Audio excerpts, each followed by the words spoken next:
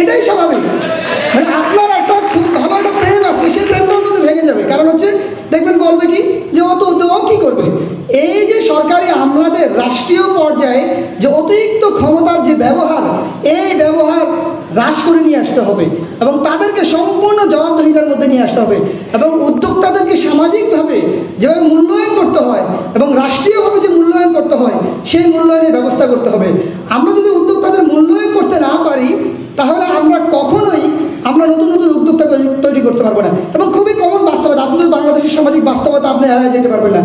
উদ্যোক্তারা কীভাবে সামাজিকভাবে এবং রাষ্ট্রীয়ভাবে প্রতিষ্ঠিত হতে পারবে সে ধরনের পলিসি লাগবে এবং সে ধরনের প্র্যাকটিক্যাল ব্যবস্থা লাগবে।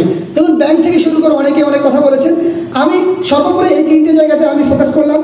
আমি মনে করি আমরা নতুন যে বাংলাদেশ, সেই নতুন বাংলাদেশে আমরা নতুন পলিসি যদি না নিতে পারি, তরুণদেরকে এবং উদ্যোক্তাদেরকে এম্পাওয়ার করতে না পারি, তাদেরকে কাজের সুযোগ করে দিতে না পারি, কখনো আমরা বাংলাদেশকে অর্থনৈতিকভাবে সমৃদ্ধি করতে পারবো না।